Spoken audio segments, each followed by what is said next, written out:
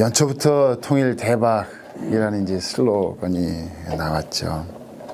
물론 이전에 이명박 대통령 정부 때도 통일 공론화 사업을 벌이고 통일 항아리를 만들고 많은 또 통일 준비하기 위한 기금 모금도 해오고 이제 그랬습니다. 그러나 그 당시에는 그렇게 대중성은 없었는데 올해부터 이제 통일 대박이라는 논리가 휩쓸면서 상당히 대중적으로 이제 통일 문제에 대한 관심이 높아졌죠.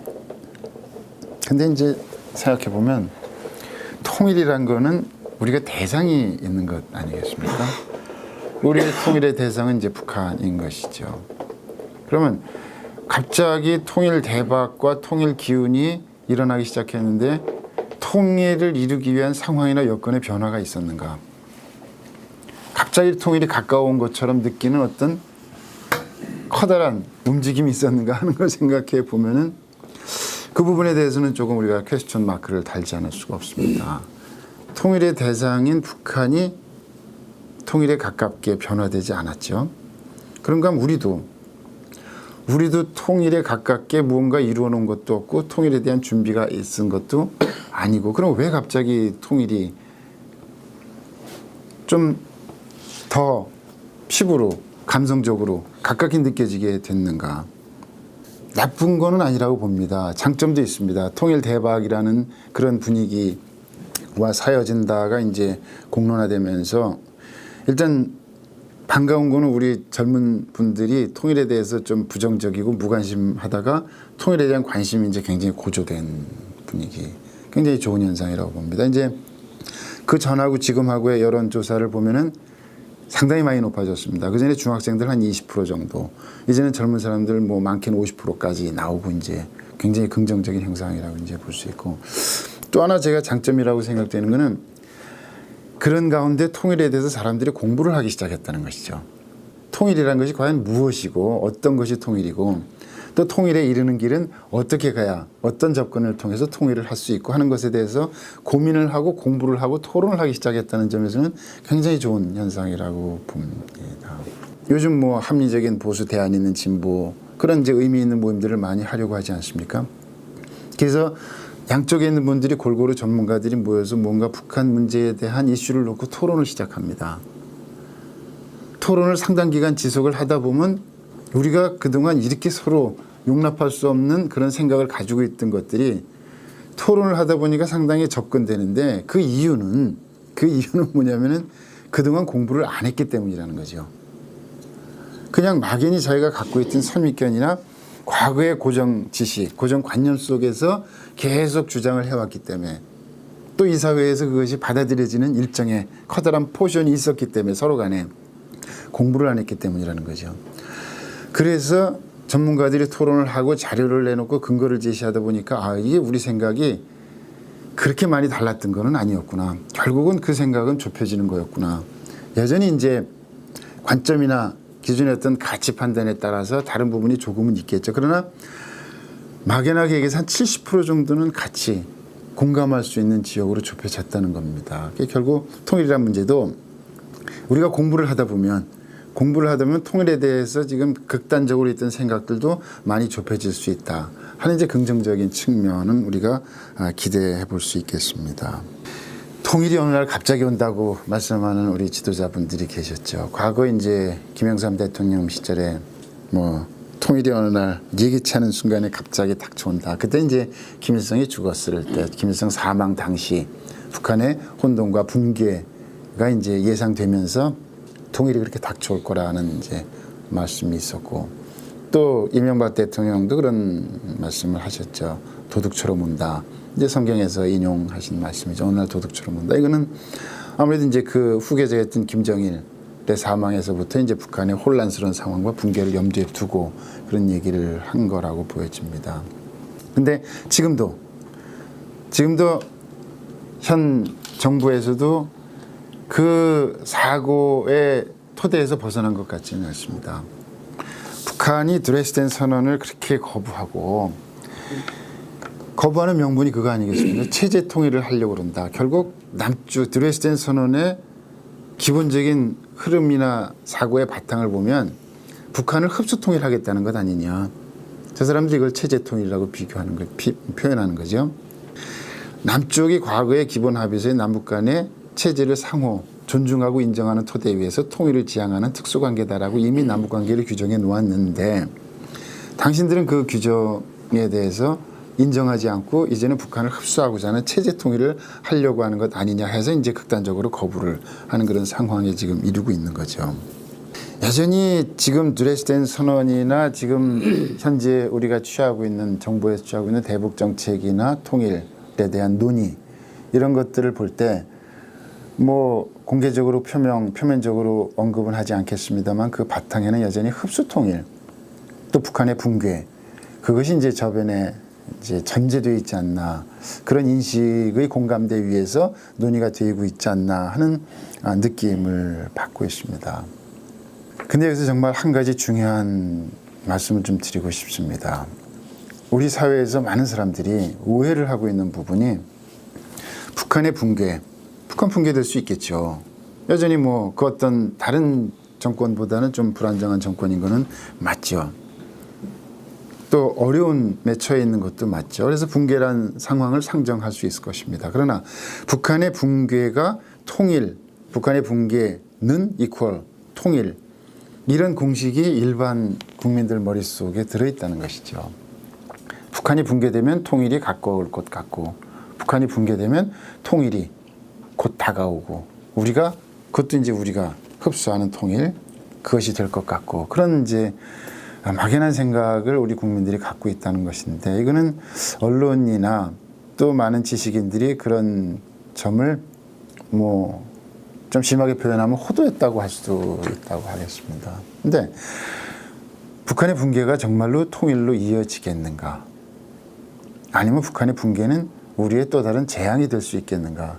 이런 건 심각한 토론의 주제라고 생각을 합니다. 상황을 한번 상정해 볼 수 있겠습니다. 북한의 김정은 정권이 붕괴됐다. 붕괴란 건 뭐 여러 가지 상황이 있죠. 김정일이 뭐 갑자기 죽을 수도 있고 뭐 많은 사람들에게 군부의 쿠데타가 갈 수 있고 민중의 봉기가 있을 수 있고 어쨌든 북한의 혼란 사태를 김정은 정권이 장악할 수 없는 통제할 수 없는 상황에 이르는 것이 이제 이르러서 결국 정권이 붕괴되는 그 상황을 우리가 상정을 하고 있는 것인데 그렇게 될 경우에 어떤 상황이 발생할 수 있겠는가? 결국 북한은 자체적인 능력으로 자기네 치안 유지가 어렵고 물리적인 주민에 대한 통제가 안 되는 상황 아니겠습니까? 그러면 결국 외부의 물리적인 힘의 동원이 요구되는 시점이 되겠죠. 그럴 경우에 대부분 보통 세 가지로 외부의 물리력이 들어갈 수 있는 경우를 상정하고 있습니다. 하나는 북한 자체가 요구를 하는 거죠. 예컨대 김정은 정권 내지는 김정은을 대체할 수 있는 북한의 주권을 대표할 수 있는 일단의 뭐 집단이든 뭐 개인이든 그런 주체 세력이 외부의 물리력 동원을 요청하는 겁니다. 도저히 우리가 통제가 안 되니 좀 도와주시오 하면 외부의 군대가 들어가게 되겠죠. 치안력이 들어가겠죠. 그럼 이럴 경우에 북한이 혼란스러운 상황에 빠졌을 때 그들이 누구한테 요구를 하겠는가 하는 문제가 이제 있을 것입니다. 두 번째로 이제 북한의 어떤 대규모적인 인도적인 상황이 발생하는 거. 뭐 대량 학살이 있다든지 대량 난민이 또 여성이나 뭐 또 아이들에 대한 뭐 그런 우리가 많은 그런 뭐 최근의 세계사를 볼 때 그런 현대 그런 일들이 발생하지 않았습니까? 그런 상황이 발생할 때 외부의 물리력이 들어갈 수 있는 근거가 생기는 거죠. 또 하나의 경우는 자국민의 생명과 재산이 손상을 받거나 위협받거나 심대하게 문제가 생겼을 때인 겁니다. 예컨대 A라는 국가의 국민이 북한에 들어가서 활동을 합니다. 재산을 갖고 있고 또는 거주를 하고 있고 그렇게 될 때 북한의 심각한 혼란 상태, 붕괴 상태로 인해서 무정부 상태로 인해서 그 자국민의 생명과 재산이 위협받고 침해받을 때 물리력을 동원할 수 있는 거죠. 이런 대부분 세 가지 경우에 이제 물리력을 넣을 수 있는데 우리가 북한의 김정은 정권이 붕괴된다 그래서 우리 군대가 MDL을 넘어서 군사분계선을 넘어서 북한에 들어가서 북한의 치안력을 유지하고 우리 쪽으로 흡수해서 통일을 할 수 있겠느냐 하는 문제인 겁니다. 사실 그건 국제법적으로 불가능하죠. 북한은 엄연한 지금 현재 UN 회원국이고 국제사회에서 하나의 주권 국가로서 인정을 받고 있는 상황이죠. 북한의 정권이 도덕적으로 어떤 비난을 받든지 간에 그것과 별개로 하나의 유엔 회원국으로서 주권 국가로서 행세를 하고 있는 상황인데 우리가 북한의 급변 사태가 발생했다 해서 우리 헌법 3조를 들고 대한민국의 영토는 한반도와 부속도서로 한다고 해서 우리가 물리력을 북한에 넣을 수는 없는 것이죠.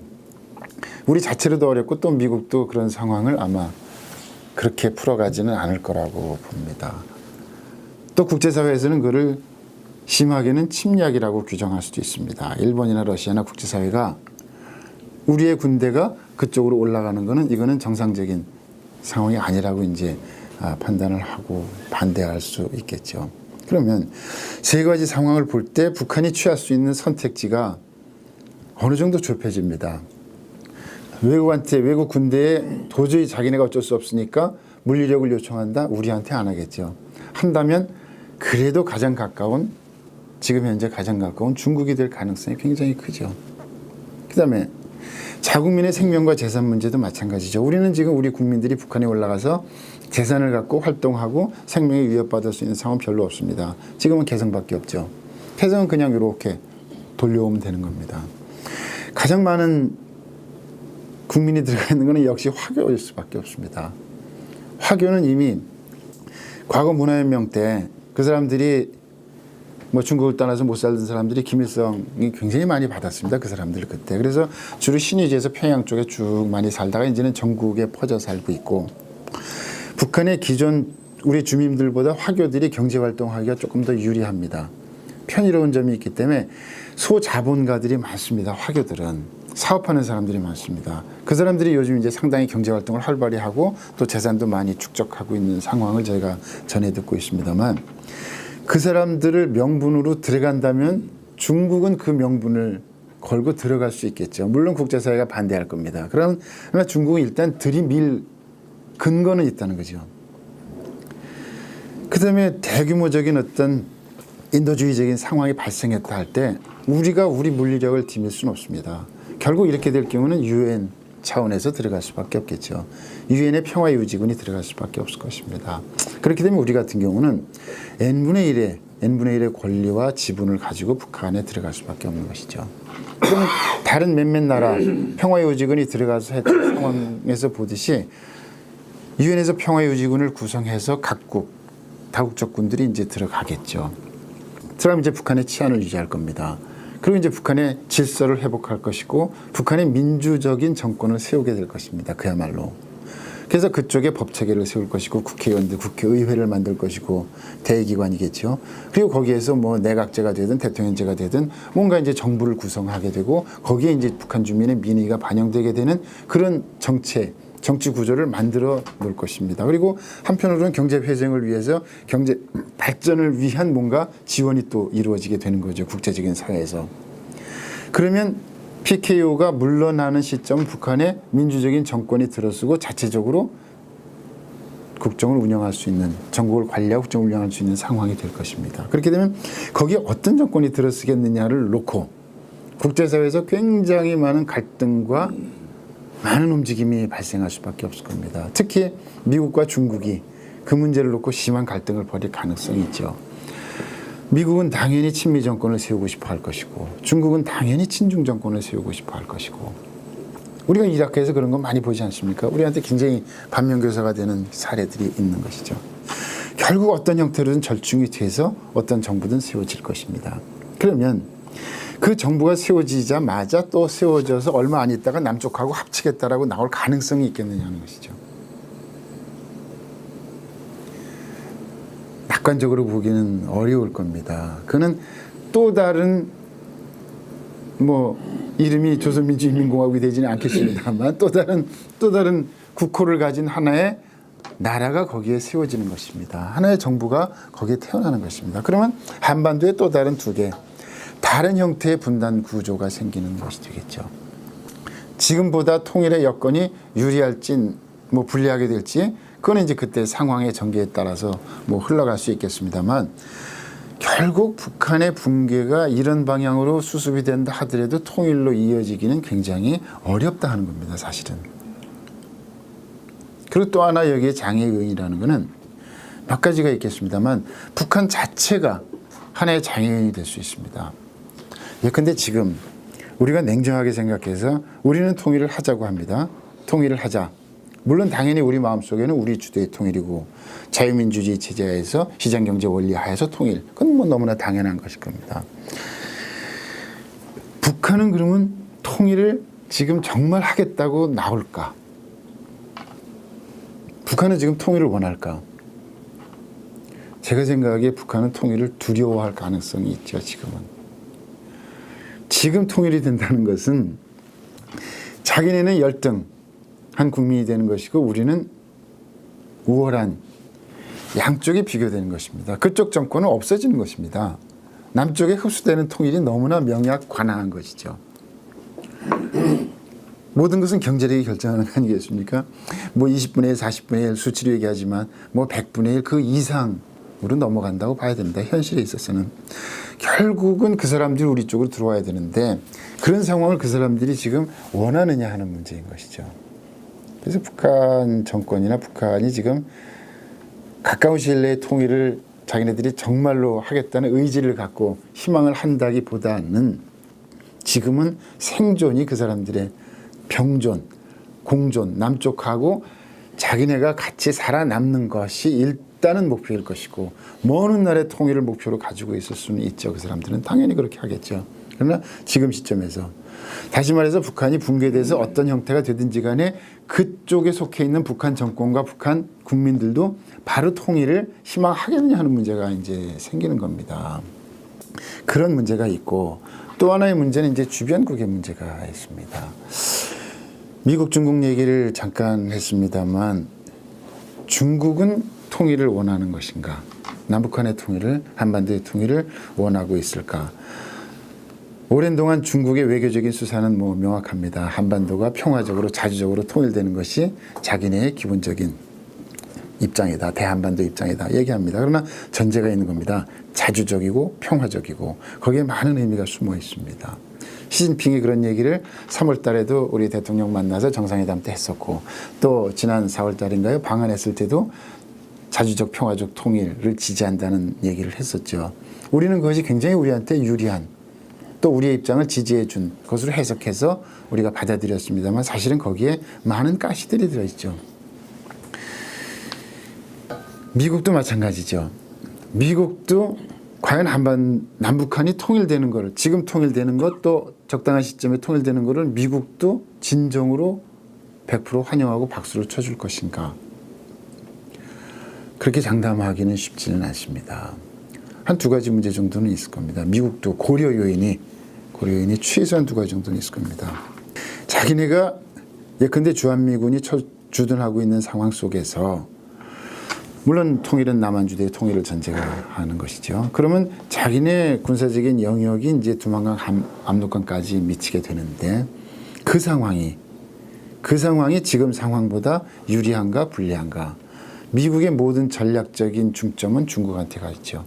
모든 미국의 동북아나 세계 전략의 판단 기준은 중국이 될 수밖에 없습니다. 상대는.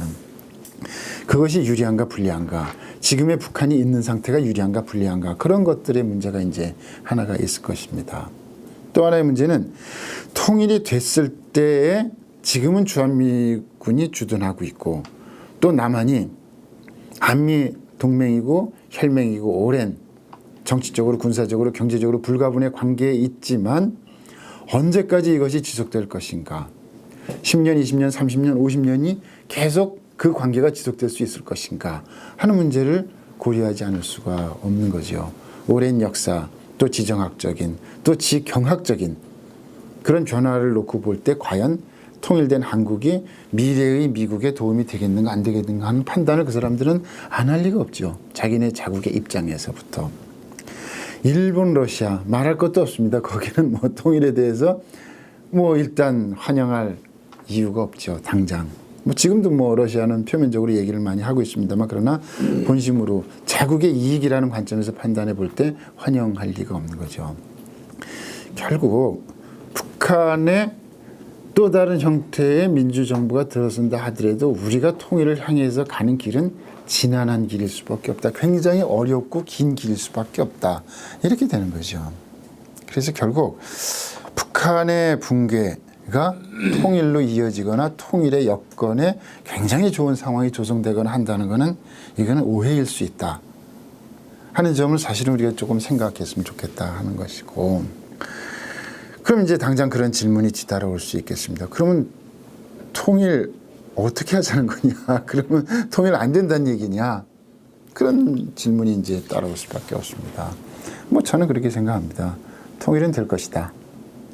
문제는 언제 되는 것이냐 하는 문제인데, 언제 되는 것이냐 하는 것은 우리가 어떻게 하느냐에 달려 있다. 우리가 결국 이제 남북 간의 경쟁의 시대는 끝났다고 보는 겁니다.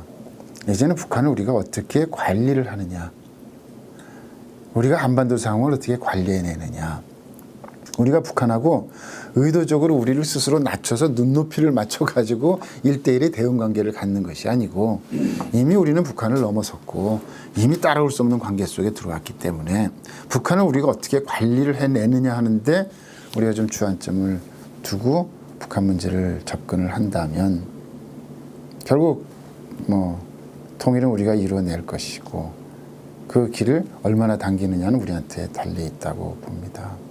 북한 문제를 다루는 데 있어서 늘 저는 그 세 가지 기준이 우리한테 필요하지 않나 하는 생각을 마음속에 하고 있습니다. 첫 번째가, 북한이라는 집단은 사실은 굉장히 특이하죠. 독특합니다. 많은 사람들이 북한에 대해서 굉장히 흥분해 있고 용납할 수 없고, 그건 북한의 행태에서부터 이제 비롯된 측면이 강하죠. 그런 사람들입니다, 북한은. 그런 사람들을 어떻게 다루어야 될 거냐라고 우리가 생각을 해야 되는 것이죠. 우리와 같이 똑같이 사고하고 우리와 같은 가치 기준에 의해서 판단하고 행동하고 하는 사람이 된 다음에 다루는 거는, 그는 다루는 게 아니죠. 그거는 지금 북한은 우리가 어떻게 관리하고 다루어야 되는 입장에 있기 때문에 지금에 있는 그대로의 북한을 우리가 다루는데 우리의 생각과 지혜를 모아야 되는 거죠. 다시 말해서 첫 번째 필요한 요건은 북한을 우리가 잘 알아야 된다는 겁니다. 북한을 잘 알아야 된다. 많은 사람들이 북한을 생각할 때 자기가 기대하는 북한, 자기가 생각하는 북한, 자기가 희망하는 북한만 놓고 북한을 생각하고 싶어 하는 것이죠. 있는 그대로의 북한을 놓고 생각하는 것은 거부하는 그런 분위기가 굉장히 강하죠. 왜 북한은 저렇게 행동할까? 왜 북한은 이 시점에 저런 일들을 할까? 왜 교황이 오는데 미사일을 쏠까? 엊그제는 또 왜 미사일을 쐈을까? 도저히 이해할 수 없는 사람들. 이해할 수 없는 사람들이 아니라 그런 사람들인 거를 이해하고서 우리가 북한을 상대해야 되는 거. 북한은 계속 끊임없이 메시지를 보냅니다. 근데 외부에 있는 사람들, 우리나 미국이나 이런 사람들은 북한이 보내는 메시지를 읽지 않으려고 그러죠. 안 읽으려고 합니다. 그리고 그냥 내가 원하는, 내가 희망하는, 내가 기대하는 방향으로 북한을 끌고 가려고 그러죠. 거기에서 괴리가 생기는 겁니다.